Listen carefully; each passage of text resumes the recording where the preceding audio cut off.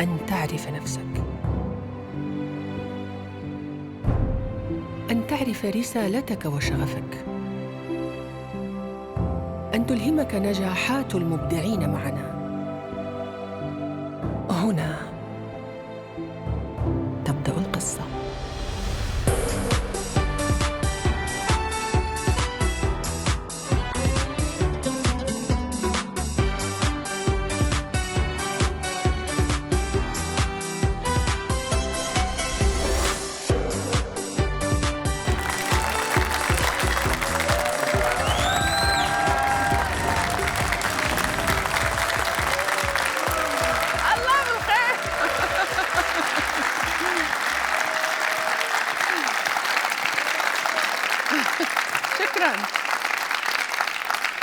كان لدي حلم قالوا لي إنه مستحيل، ولأني في قلبي يقين وما أعترف بالمستحيل جعلت من حلمي ممكناً. قد يقسو عليك الظرف وما تشوف لحلمك بس محاربين، ولا تشوف مؤمنين بحلمك غير نفسك. بس أنت بهالحالة اسعى وخلي عينك هناك على الهدف. يمكن المكالمة اللي طالما انتظرتها راح تجيك بعز الألم مثل ما صار مع ضيفنا هالحلقة، والمقابلة اللي طلبتها تتحقق وبلحظة تشوف حلمك حقيقة. ماكو شيء مستحيل، ماكو شيء مستحيل. آمن فقط بأنه أنت الممكن وأنت المعجزة بهذا الكون. أهلا بكم إلى سوهير شو من أربيل.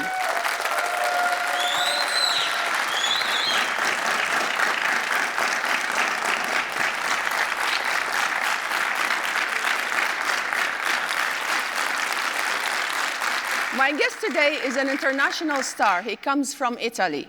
He caused a sensation and invaded the social media sites all over the world. His movie topped the list of the most watched movies on Netflix for the first time in Iraq and from Erbil, Kurdistan. And in his first long television interview for the Middle East, please welcome Michelli Mوروني.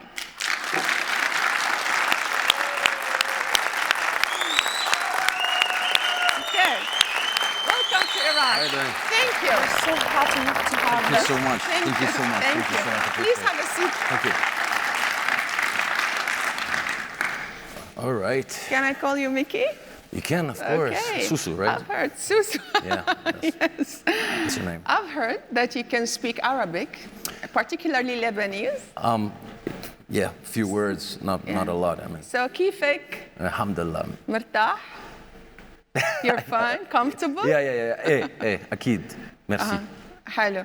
If I ask you to say a word in Arabic to the audience, what would you say?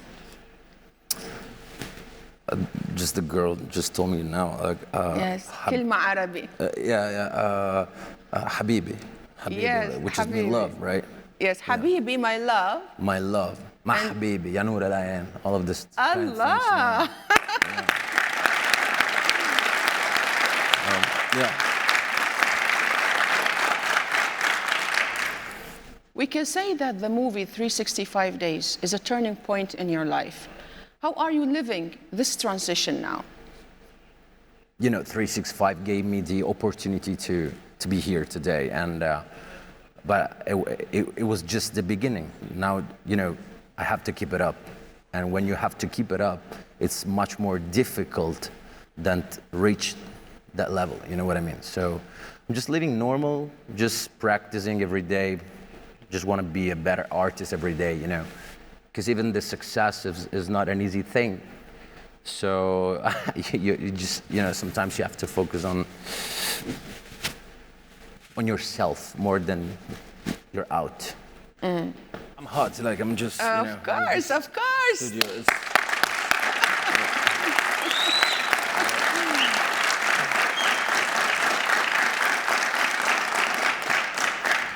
yeah, feel uncomfortable.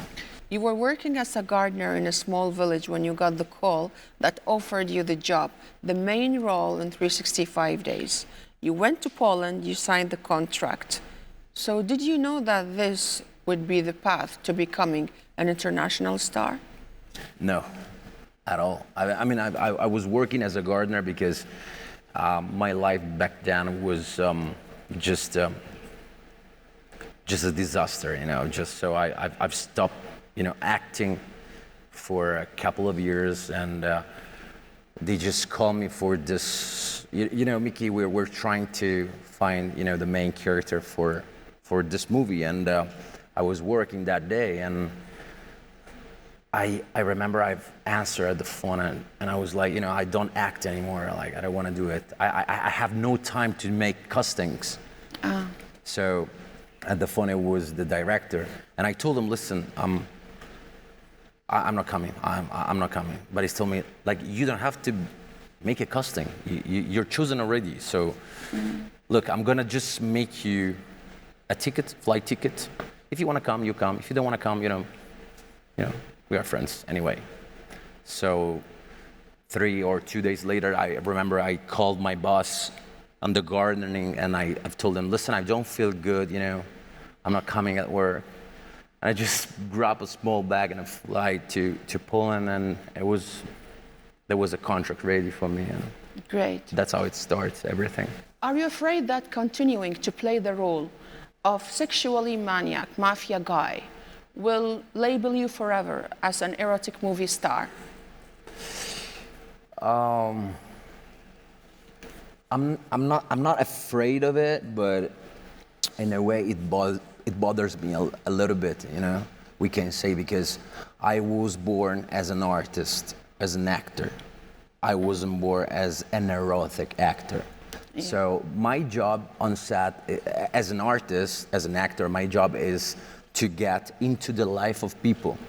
So if I have to play the role of a lawyer, I will be my best to be the best lawyer. If I have to play a serial killer, I will be my best to kill people. In this case, I was playing a role of someone who has some issues in his head with this, let's call it intimate mind, all right? So I just wanted to be the best on that. I wanted my audience to believe me. Yeah. When I was, you know, acting on the set. So I've done, for example, movies in the past that I was acting a drug addictive, and I lost 9 kilograms from my muscle with dieting, just to play in the best way I could a role of a drug addictive. I played a lot of other roles. Yeah, it bothers me a little bit, because I think people should understand that I'm not an erotic artist, but I've just done a movie, and I was impersonating someone who has this kind of problem. I want to tell you something. Okay. That people might don't know. To prepare myself for this role, I didn't just study the script and, you know, go on set and play. You know, I had the opportunity and the pleasure to go to a clinic of a rehab. There was 3 sections: the alcoholic rehab, the sexual rehab, and the drug rehab. I just picked one of the guy who has this kind of problem in Italy, and I spoke to him just because I really wanted to get into his mind, his head, and I wanted to steal from him his look. And it was so deep, talking with this guy that he had this kind of problem, that it opened me like an entire world. So it wasn't just a character that had this kind of problem. I was an artist going into someone else's life, you know. And this is more deep than you are an erotic actor. I understand that, you know, there are deep, intimate scenes, yeah. But guess what? The whole world believed that that kind of scene were real. In Hollywood, we noticed that some movie stars of Italian origin, for example, Leonardo DiCaprio, Al Pacino, De Niro, they were very fortunate in Hollywood. Are you considering Hollywood now? Thank you for mentioning these names that for me are gods on earth. I'm considering Hollywood, yes. I have already a project that I'm gonna start soon shooting in the next spring in Hollywood and Las Vegas. And actually since 365 came out, I was contacted by, I think the best agent in the world, Chuck James, and I want to thank him. Yeah, I'm not just considering, I'm starting. Tell us more about your new project in Hollywood. I can't tell you a lot, but it's gonna be a story of 8 episodes, just like your show. Yeah. Good. There's something related. Jay, Yeah. and I'm happy to find something in common. Yeah. Let's go back to the beginnings. When you were only 11 years old, you watched Harry Potter, and it left an impact over you, right? Yeah. So tell us, how did this movie impact you? I tell you a secret. I watched Harry Potter today while I was coming here in Iraq in the plane. So. Really? Yeah.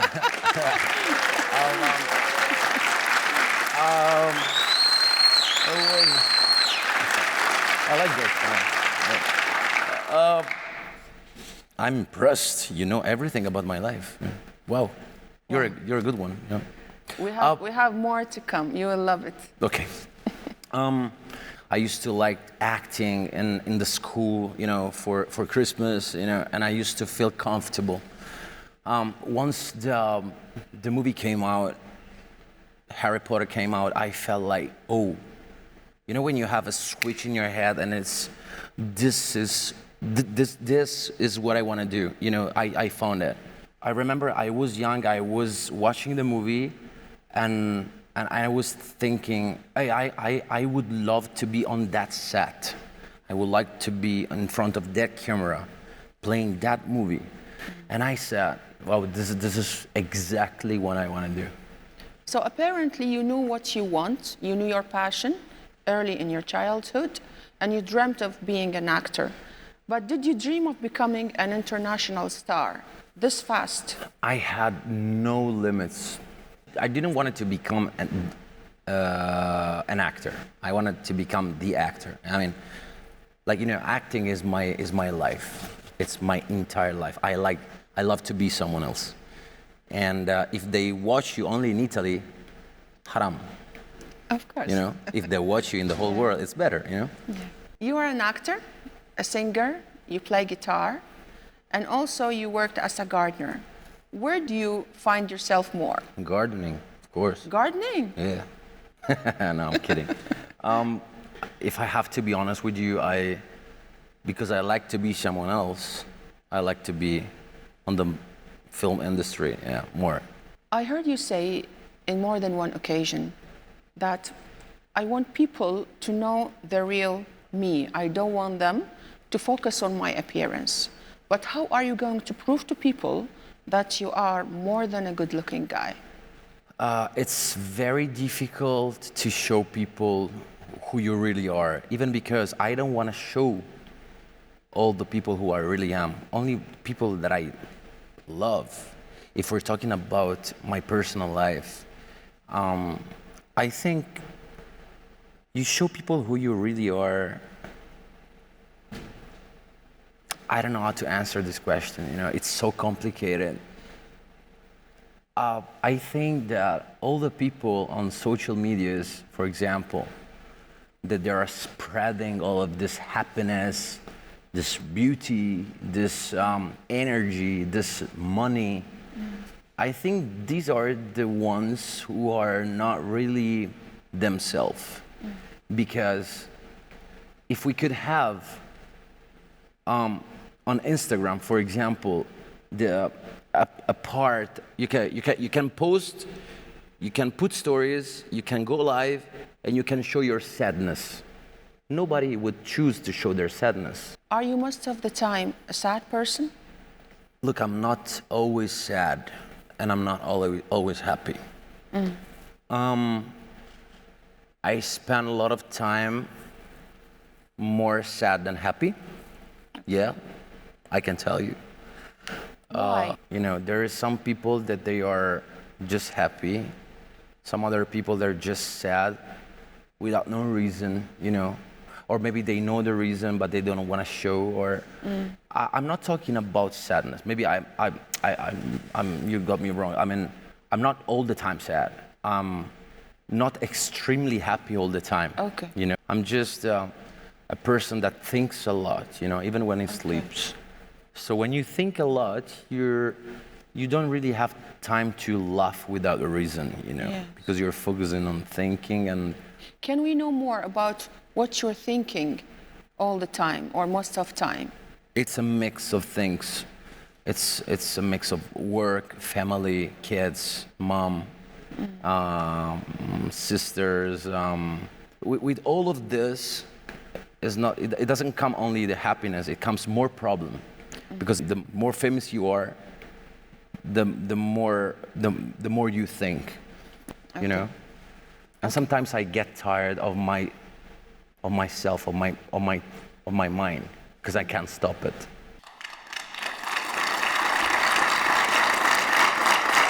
Now, Mickey, is the truth part in Souhair's show.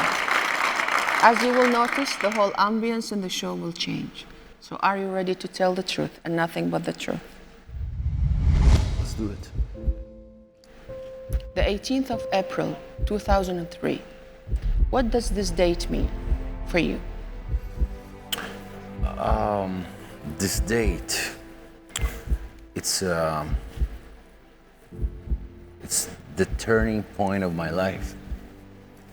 I lost my dad.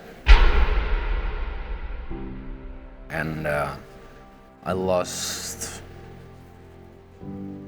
not just a dad, I lost the only male figure I had in my life, because my family is made by 4 women. So my mom, my 3 sisters. So that day, I became the dad of myself, you know. So I think that a person, a guy, a baby, you know, a teenager who's just 12 years old, going through this, becomes a really bad person, or either becomes a really good person. And it was difficult because I've seen my mother crying so many days, so many nights, and it was a very hard moment, because she raised 4 kids just by being a cleaning lady in the house of the people. And Have you reconciled with the death of your father? Are you in peace with it? today, today I can tell you, like, I'm starting to be in peace with it, because when you're 12 years old, you're too young to understand a death for real, right? So I remember I was, you know, very busy with my Game Boy, with being, you know, but just playing with other kids, and I was busy on being a baby. So I didn't really felt the pain. When I turned on 18, I really start feeling that my dad was missing when I turned on 18. Because when you're 18 is the moment that you really needed that. Let's look at this picture. How much does this picture of you and your dad looking at the sea mean to you? This is, I actually remember the moment we took this picture. So I had around 7, 8 years old. We were in the south of Italy when we come from. And actually, we were there, and we took first a picture like in front of cameras, and then I don't know why I told my dad, hey, let's take it backward. Okay. So we turned and we took these pictures. And to me, I've always seen this picture as we are hugging, like all the sea, there's nothing in front of us. And this is the whole time that we're going to spend far from each other. So we actually don't know when we're gonna meet each other again, right? This is my favorite picture that I have with my dad, actually, yeah. I want you to look at the camera now and tell your dad words that you never said to him before. No, I don't want to do that. I'm sorry. ليش? No, I don't feel like doing this because this is so intimate Okay. that I prefer to talk with my dad, not in front of a camera. I respect that. It's okay. Your father was diagnosed with Alzheimer's disease when he was 52. He passed away when he was 56. Could he still remember who you were on his deathbed? Actually, Michele was the only name that he used to spell, you know. So when he died, he used to say Michele only. It was the last name he used to say.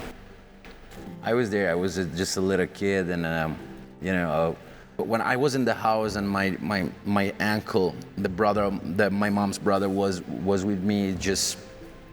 We just received the call, and he answered the phone, and then he put it down. The phone back then that was still with this whole phones with the cable. Remember that?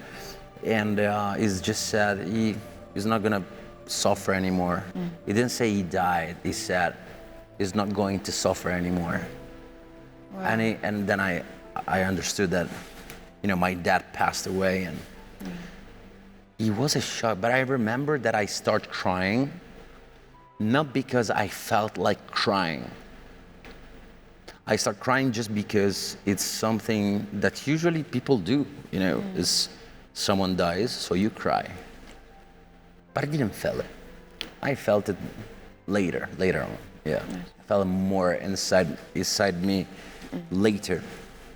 Are you concerned about what might happen to your kids if you face the same destiny as your father? I'm doing my best to raise two kids and give them all the instruction to be real men. Okay. So I just hope that if something happened to me in the future, my kids will have the courage and the power to survive and to, you know, respect themselves and life as I did. And I'm sure they will, because they are two incredible and intelligent guys. Yeah, so yeah. What does fatherhood mean to you? It's the feeling to feel safe. You know, nobody can make you feel safe as a father can. I agree. So I grew up not feeling safe. I grew up since I was, you know, 10, no, since I was 9, because my dad got this disease, which is the Alzheimer, when I was 9.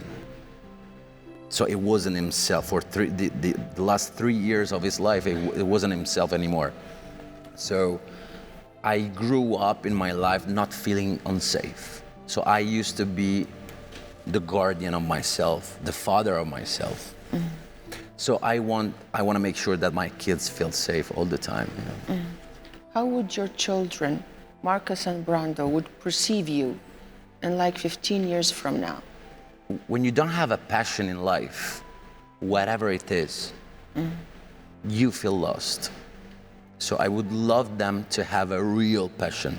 It doesn't matter which kind of passion, which passion. Can be acting, can be singing, it can be gardening, it can be teaching, it can be cleaning. If my son comes to me and is like, hey, I would like to be an actor. Are you sure you want to be an actor? Just because it's cool to be an actor, or because you're ready to suffer to be an actor? I just want them to have a real passion so they can be safe.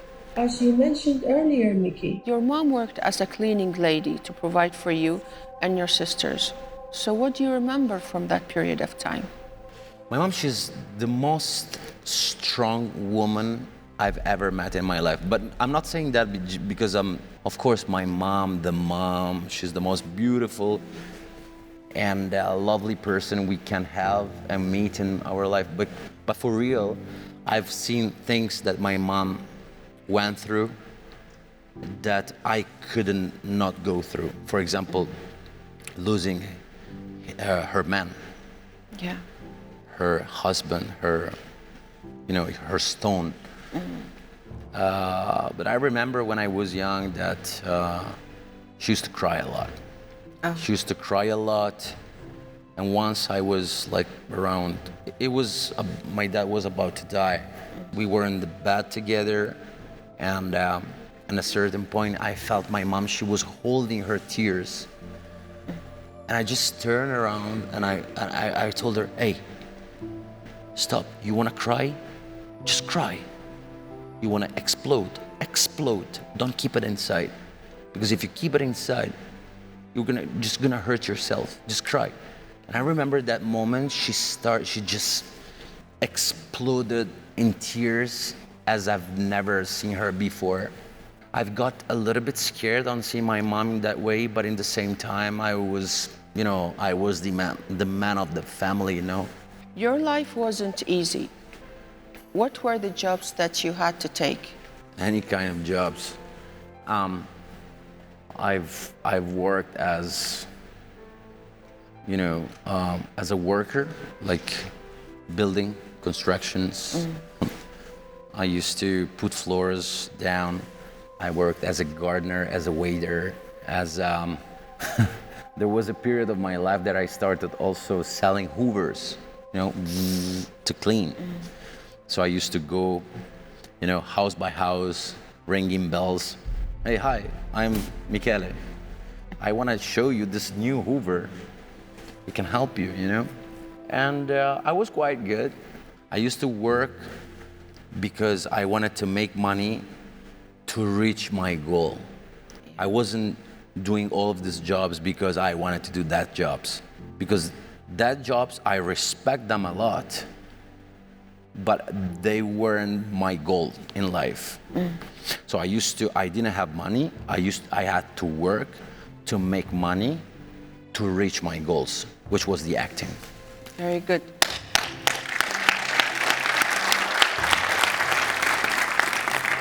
Tell me, Mickey, what did you do when you knew that your mom sold the car that your dad left for you? How do you know the story? I know, just tell me. How do you know the story? Just tell me the truth. Oh, that's incredible. You're shocking me because this story, few of my friends know the story. My dad bought the last car that my dad bought. It was a Yaris something, 1998. And he left that car because he said, okay, I'm gonna buy this car because one day Mickey is gonna use it to go to school or anywhere. Okay. And we kept it for a lot of years. Yeah. I was in Rome, I remember, and my mother suddenly decided to sell the car.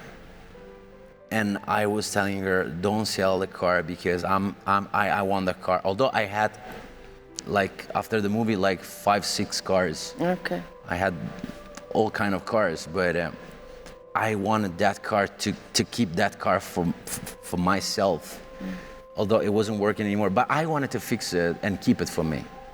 So my mother just sadly came up with the idea of selling the car, and I got very, very angry.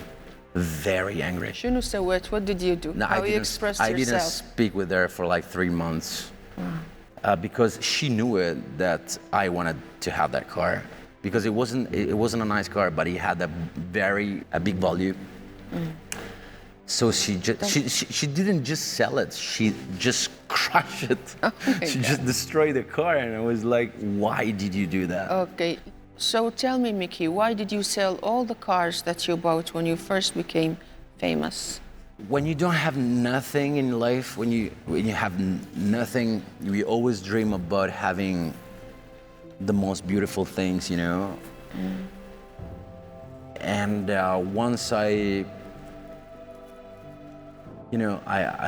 was comfortable at a certain point. I started to be comfortable, and I just wanted to have something that I dreamt in the past. So I bought a Ferrari, bought a Lamborghini, Audi R8, and then I was changing cars every couple of months. From the Ferrari, I got the Lamborghini, and it was like it was never enough, So I started like thinking like, this is not me. Like, this is not me. The fact that you can, it doesn't mean that you have to buy something that just to tell people that you can, you know. So it was an incredible, stupid things that I did. That's my point of view. I mean, I'm not judging people that have. And then I decided just to sell all of these cars that they're just a waste of money and oil and gas. After the divorce, you suffered from severe depression and you retired. Why were you depressed? I know what does it mean to grow up without a dad every day. And I've got into this problem because I was thinking, okay, we are getting divorced, so we're not gonna live together anymore. But not only, she's going back to her country because Ruba, she's Lebanese and I'm Italian, and we used to live together in Italy. So these kids are not gonna see me as two divorced people see each other every week, for example, or you know. Yeah. So my problem was my kids, not because I wasn't seeing them, but because they weren't seeing me. They didn't have my presence as I didn't have on my dad. That's why I'm always keeping in touch. This year, I got Marcus a phone so we can, you know, video call and stuff, and that's it. From where did you get the strength to get back on your feet after depression and after bankruptcy?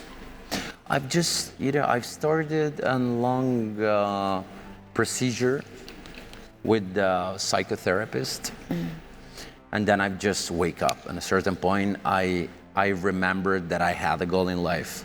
I couldn't waste my time on crying on myself or thinking too much. So you are currently single. What do you appreciate the most in being single? I appreciate the fact that I still don't know the woman of my life, because it's still a question mark inside me. Sometimes I feel like I try to think of her face, her lips, her eyes, her body, you know, her way to think. And I appreciate also because I'm just free, you know. I'm just, if I don't have the woman of my life yet, it's just because my destiny probably is telling me that I still have a lot of things to do without having a woman next to me. But I'm waiting for her. So what are you looking for in your partner? Obviously, let's be honest, like I would love to have someone that I like. Physical appearance, of course. Like, I don't trust these people that they always say, yeah, I don't care about the body. I don't care about her beauty. Like, that's not okay. I mean, I don't trust it. Okay. Obviously, she has to have this, but in the same time, she has to know more than I know. So when she knows more than I know, when she's more smart than me, when she's more beautiful than me, when she's beautiful inside, I mean, and when she's more intelligent than me, that's the one, I think. Nice. So, Miki, thanks for your honesty. That was our last question in the truth part. Break, and we'll be back with Michele Mوروني for more.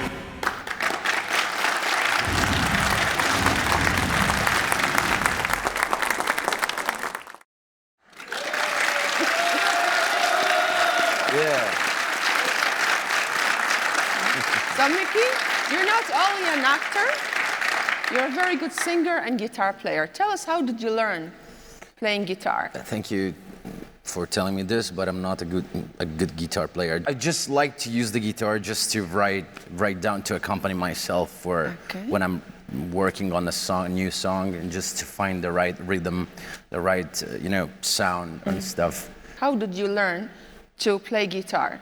You know, classes of guitars back then, it was so expensive, like 30 euros per hour, I remember. but we all have, you know, in the house the access to YouTube. So that's how I started. And there was this guy on YouTube. I forgot the name. That he used to, you know, teach how to play guitar in the right way and the force chords and stuff. And that's how I started. You know, just started, you know, with YouTube. Yeah. شباب انطونا الجيتار. Guys, guitar please.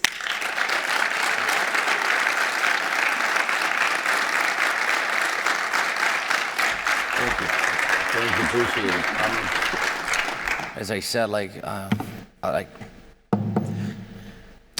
I can play you something like the first song that I've wrote. That would be which great. was "Rain in the Heart," and I wrote it when I've got divorced from my first wife. I got inspired in a way. I was like, Great.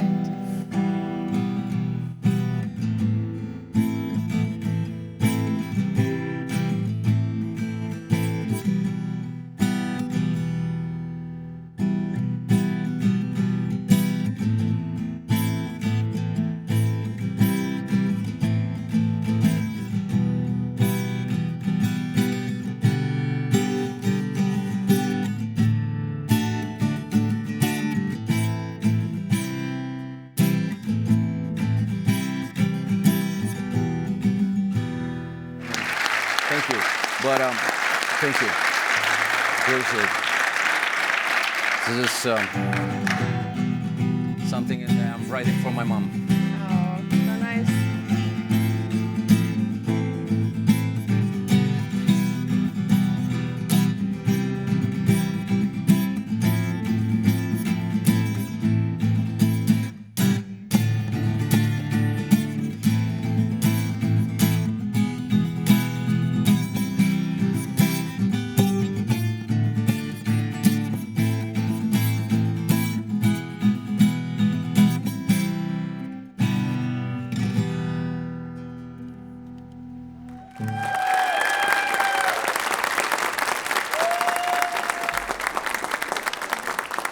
Thank you. I think that guitar is the sound of guitar. It's so fascinating, and this instrument, it's so beautiful and sexy that I think it would have never be invented by a man. I think it was a woman to invent the guitar because it's too sexy. Yes. The name of your first album is Dark Room, and the single Feel It is the most famous among them with 62 million views on YouTube. So why did you choose Dark Room as the title of this album? I decided to call it Dark Room because I was fascinated by the name and by the idea that this title could have had, you know. And I feel that everybody of us have their own darkroom inside them. I don't like to see their shapes. I'm not interested on the shape of someone, but I'm interested on their darkrooms. And that's why I decided to call it like that. I feel that I have a darkroom inside me, you have a darkroom inside you, they have a darkroom inside them, and this is something that it's like you can find the truth inside this darkroom. Tell us more about the dark side in Michele Moroni. You don't want to know it.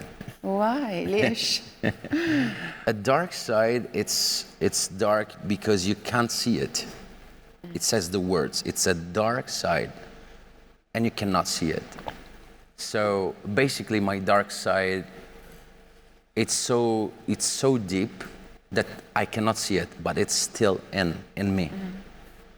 It's something so fascinating to me because when you take a person to the point that he reaches his dark side, you can find the truth, the real truth of someone, you know.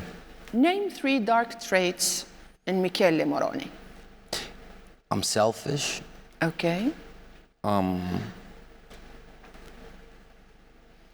I can be very, very mad sometimes. Okay. Till the point that I don't control myself. Okay. I like too much sweets, probably. That's not dark. It's not Highly dark. Is it dark? Is it dark for my body, you know? Okay. Because if you eat a lot of sweets, you can, you know, a lot of sugar in your body are not good, so. Okay. You said one of the dark traits is being selfish. So what do you mean by selfish? Selfish means that when you just think about yourself, when you don't think about others. But this is only when I'm talking about my career. Okay. So sometimes I decide to put myself in front of everything and everyone just because in the past I've suffered too much and now it's the right time to think about myself.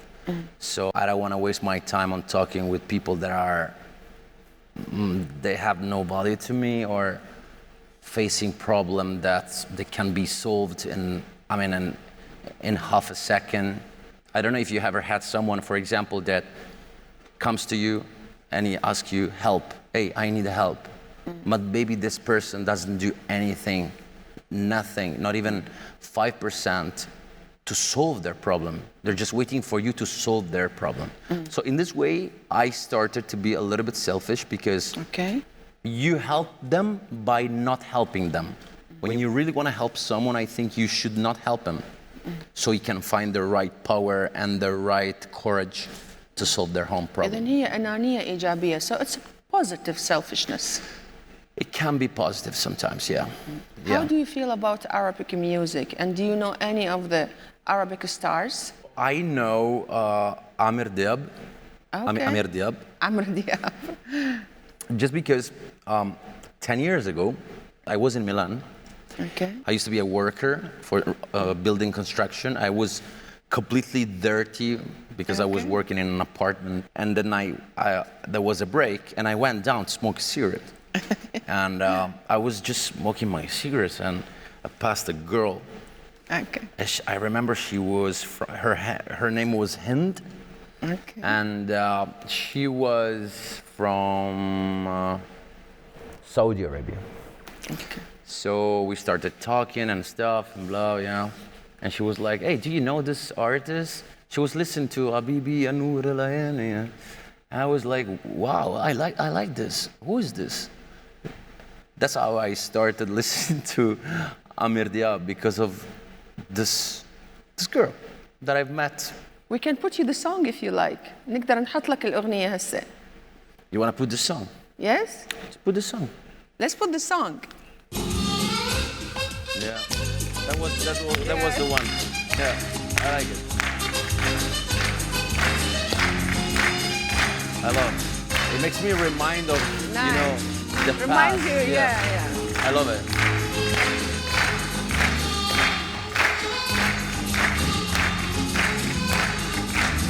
حبيبي يا نور العين خيالي عاشق بقالي سنين لك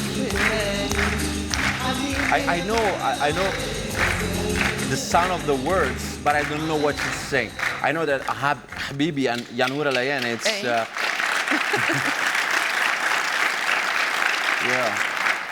I know that it means love, light, Yanur Alayan, light of my eyes, light or of something. my eyes. Yeah, something like that.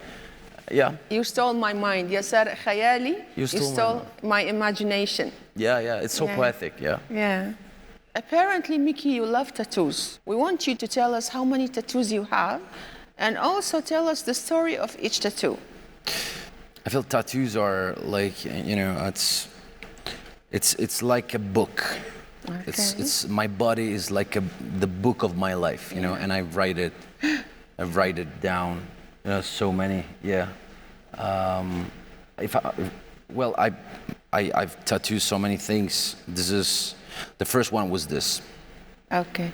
This is called Ru, which was a friend of mine that unfortunately passed away when he had like 13 years old. Oh. It was a gypsy guy asking for money outside a church, and one day was just panicked, just hit by a car, and he died. God. And I was like 14 years old when I made this one. Then I have I have the name of my son, Marcus. This is a phrase of a part of a song of a Marilyn Manson song, which says, "Everyone will come to my funeral to make sure that I stay dead."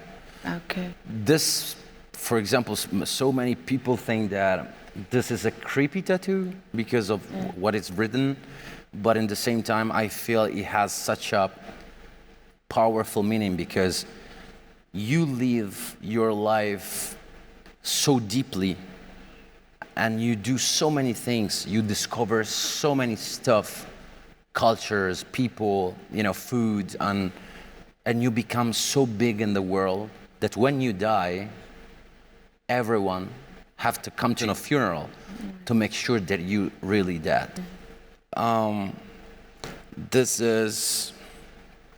This tree, it's for, it belongs to my sisters. I have 3 sisters. This is a phoenix that I made when I was 22 years old, something like that. Can we see it on the camera? Sure, this one, yeah. Hello, nice. The phoenix, it's a mythological bird that every time it dies, it burns again. Yeah. I have the A, which is Angela. Angela, it's my mom. I have these 3 skulls here, which is the past, the present, and the future. I have this one. This is the only one. I have 2 that this and this. I don't really want to talk about because it's. I feel like I have to keep it. Angie, I have to keep it a little bit private, but I have. I noticed that you have an Arabic word. Yeah, this عندك is. كلمة عربي هنا كاتبها. This is it's Ruba. Okay. It's the name of my ex-wife. Okay. But I still have it because she's one of the most important.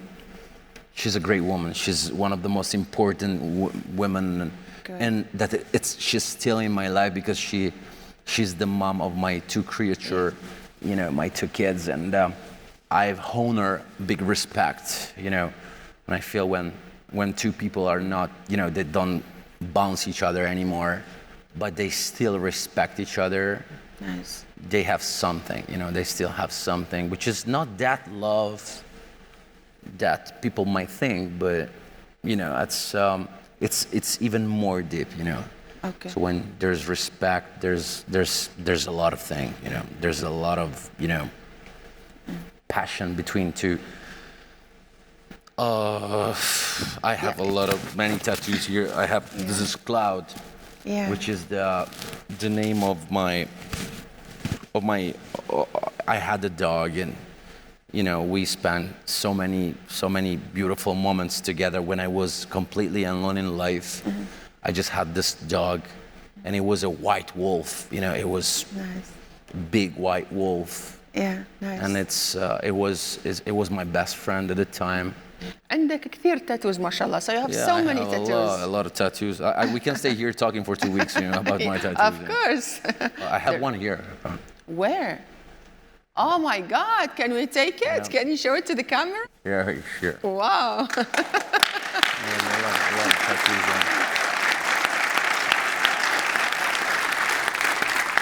Mickey, you said you like the Rebecca and you like Arabic music. So here is my gift for you.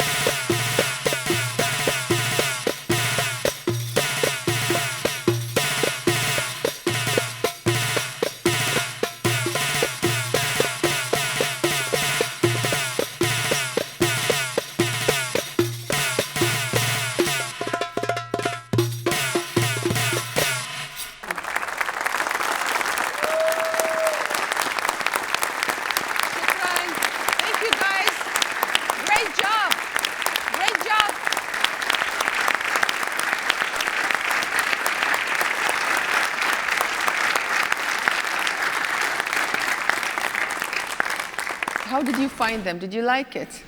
I loved it. I like the sound of the derbeke. I love it. I was actually thinking on putting the derbeke in one of my songs, and I will actually do because it's so fascinating to me. Good, I like good. the solo of the way they use the hands and I love it. Very good. As usual, Mickey, every time we have a guest, we ask our audience about the guest. The question was, what would you see if you put Michele Moroni on the search of Google? Let's see the answers together. 41% said Michele Moroni's wife. 25% said how to contact Michele Moroni. 21% said Michele Moroni's age. 13% said Michele Moroni's net worth. Net worth. Net worth. What do you think of the answers? It's okay.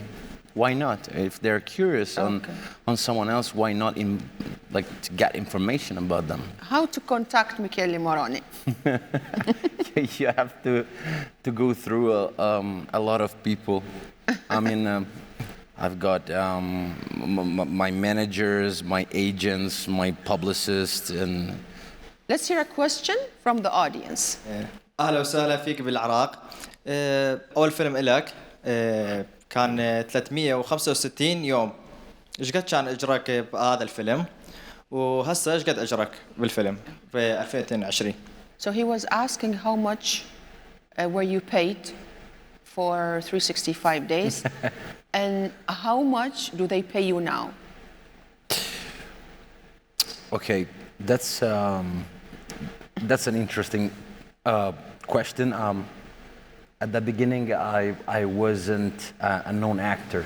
I was paying the right for the position that I had back then. Today, after the movie, it's my budget, obviously changed because of everything that happened. He wants to know how much. Can you tell us how much? He wants to know how much. Yeah. I can't really tell you how much did I get paid, but I was paid. I'm happy. Okay, that's a nice answer. Okay. فاصل ونواصل وياكم سهير شو وأول مقابلة. I didn't expect this question. It was very straight to the point. Yeah, but it was nice and your answer was good. Yeah. Good. It was polite, right? Yes. Yeah. So Mickey, we're going to have a shorter break and we will be back for more with you on Souhair Show.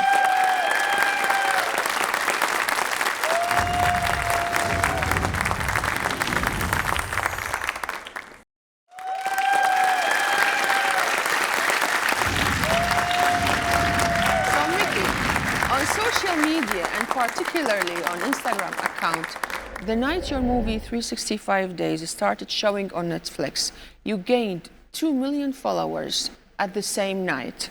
Do you know what's the nationality of the majority of your followers? Can you show us the insight? I have no phone right now, but I think USA and America and Brazil are the most popular fans that I have on my social media, on my Instagram. Yeah. Okay. How about the Arab world? From which country? I can't really remember, but I think Saudi. Yeah. Saudi. Yeah. Good. People in the Arab world have criticized you for your daring posts on your social media accounts. Can you blame them for that? No, I don't. I mean, it's. I like to be criticized. So when people talk bad about you, they still talk about you. You have to be afraid when people are not talking anymore about you. So you turned the social media upside down when you posted this picture with your friend Simone Susina and captioned it with, "I'm a liar." So why did you insist on posting this picture when you knew that it will raise questions about your sexual orientation? Simo is one of my best friends, and we shot the second part together. I'm a liar. It means I'm on set I'm acting, so I'm lying.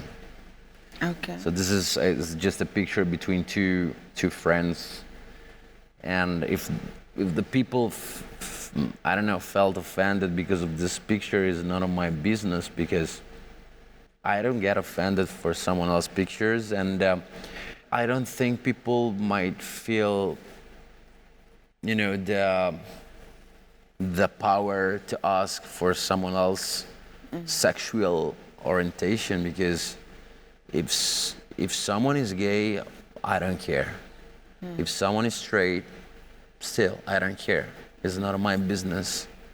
So I respect homosexuality so much, and I support the LGBT community so much, and I can't stand people that in 2022 still think that homosexuality is something that shouldn't be.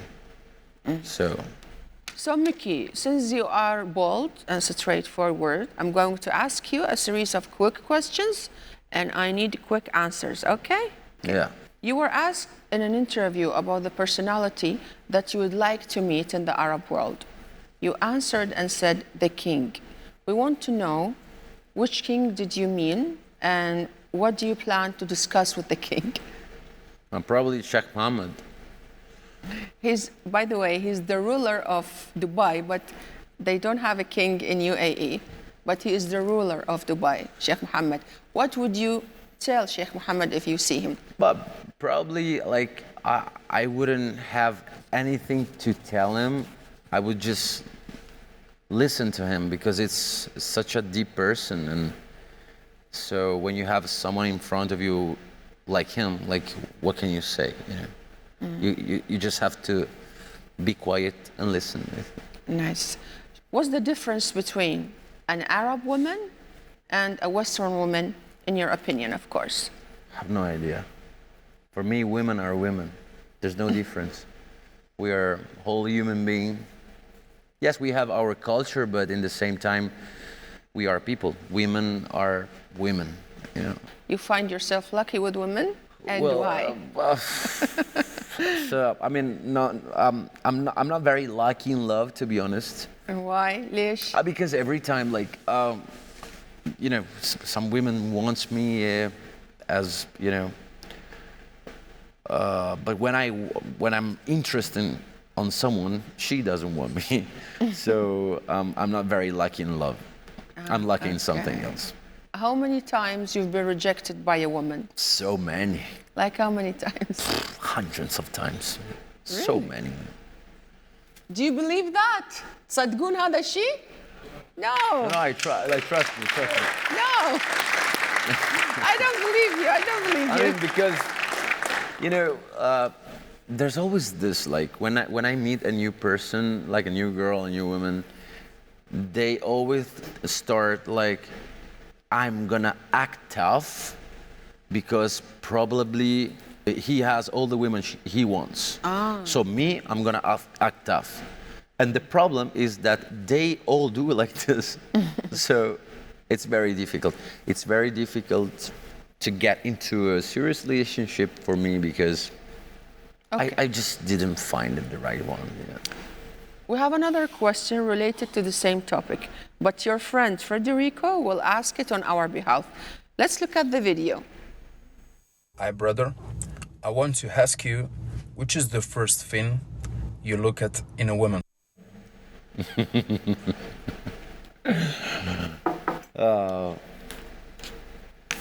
Thanks for this, by the way. I look if she has nice feet.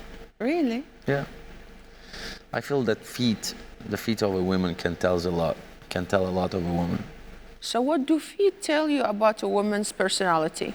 I don't want to get too much into details. Why? But it's just my point of view, you know. Okay. Which movie is more successful? 365 Days or 50 Shades of Grey? They're both really successful, I think. But the difference is that I personally think that 365 days is more faithful to the book. Okay. So that's why there's deep scenes. Because it's when you read the book of 365 days, Blanka Lipinska wrote something that you can exactly see and watch in the movie. Okay. When you read 50 Shades of Grey, I'm not seeing the same. Did you read all the books of 50 Shades of Grey? I did. All No, the just the first one. But okay. because I wanted to relate, to find the difference between 365 and 50 Shades. And I think that 365 has the power to be more faithful to the book, you know. What the difference in character between Michele Moroni and Massimo, the main character, in 365? Well, I don't have any kind of mental issues with my intimate, for example. That's good. Or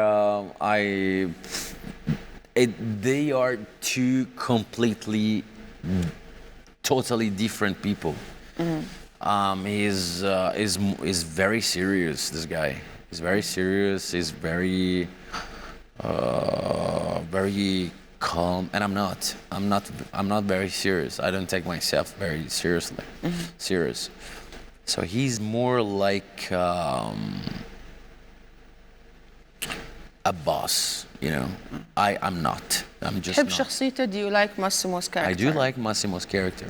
I like him, and I actually feel I feel attached to him because I know him very well. I know everything about him. I feel he's my friend in a way, you know. I feel we became good friends, you know. So, although I'm talking about myself, it's not me, you know. So I feel I'm talking about someone else, you know. Okay. What's the most common comment you read on your pictures? I want to marry you. I love you. Ti amo. Oh my God. Okay. Oh la la. Yeah, something like that. Okay. Yeah, most of them, yeah. Which picture describes your personality better? Your picture with or without clothes? With, obviously, with. But we noticed that you both. put a lot of pictures without. I used to. No, I'm not doing it anymore, but I feel related more.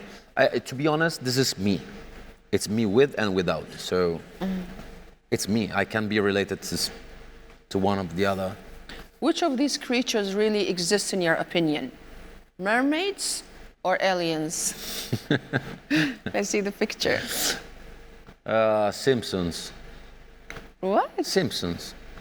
How about mermaids? I've heard that you believe in mermaids. Yeah. I used to believe in mermaids just because I was one of them on set. On set, okay. Yeah, I played the Thriton, you know, the mermaid, the male of the mermaid. I actually don't believe in any of them, but I like the story. But it's funny, you know. E.T. It's funny. It's a funny guy. I like him. Yeah. Me too. I like them both. Yeah, to be I like honest. them both. Yes. Thank you, Michele Moroni, for giving Souhair Show your first long television interview for the Middle East. Thank you for being in Iraq for the first time. It was an exceptional interview. Our episode doesn't end here. I will take you on a tour around Erbil, especially القيسي market. You will love it. Thank you so much for the invitation. I appreciate it. Thank you. Thank you. Bye.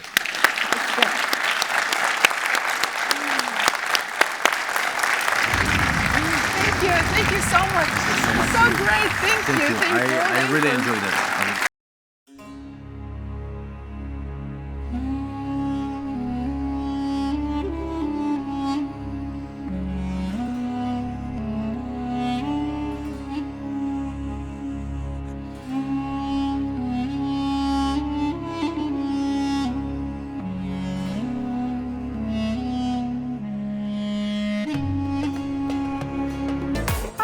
Good morning. Good morning. How are you? Good. How was the night? Did you sleep well? I sleep very well, thank you. Did you like the place? I love it. I love it. Look at Nice. this, all the scholars.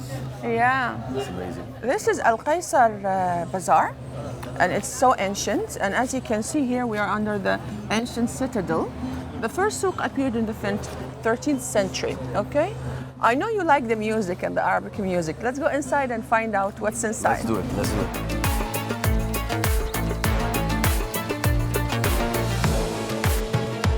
So Mickey, I think this is your favorite place, right? Yeah, absolutely. Yes, this is wonderful. Yeah. Do you want to listen to some of this? Absolutely, I can't wait. Okay, please.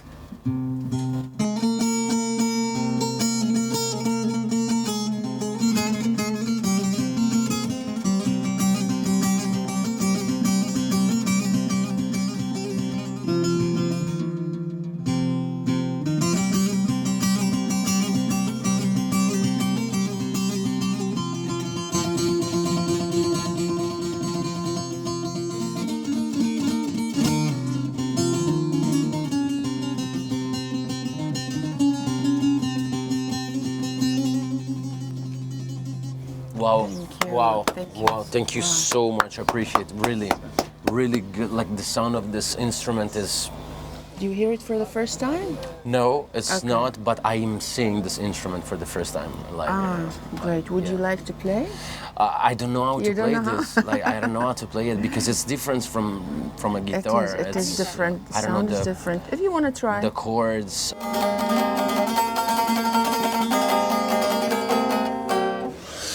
Well, it's well. I'm not good like you. Like you know, it's So that is oud. I don't know. I think you know oud. which one? This one here is oud. Hey, oud. This one. is What's the difference? oud. Oh, it's big difference in the sound. My brother can play for you.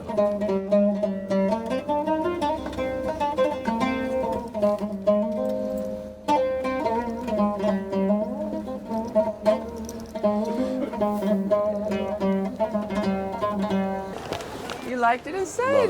Love it, absolutely. I'm happy you bought something for you.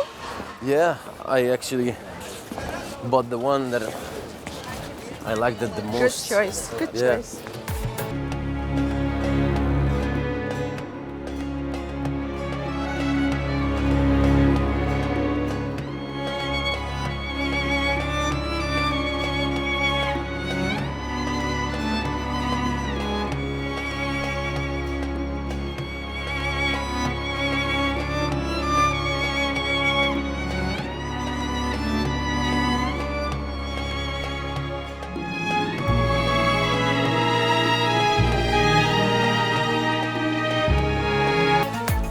And this is soap. This one Yeah. is natural. There's no I know it, like- artificial material inside. When I went to Lebanon, there was a old lady making real soap, and Yes, it was yes. actually the real one. عندك من السماء؟ هذا من السماء هذا بالجوز ما سليماني هذا Okay. بالفستق هم You want taste من السماء? What This is it? is with nuts, and this is a plain one. But I like nuts, so I'll taste it. okay, okay, great. This one that came from the heaven, right? Yes. They say it came from the heaven. It's written in the Bible. And actually they find it on the trees and they collect it. صحيح يعني من السماء يلقوا على الشجر. عشرة بلي They find it on the trees naturally and they collect it natural. Actually, it's not that sweet. You can Yes, feel yes, it. yes. It's Yeah, natural. yeah. هلا ماله طبيعي يعني مو Yeah, because there's no sugar added.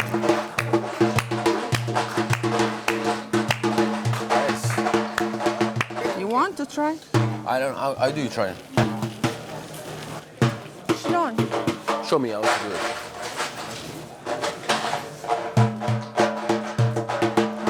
Easy like that. Yeah. Yeah, you have to have the percussion mind too. Yeah. Yeah, to use yeah. it. Like, very good. Thank you. Thank you.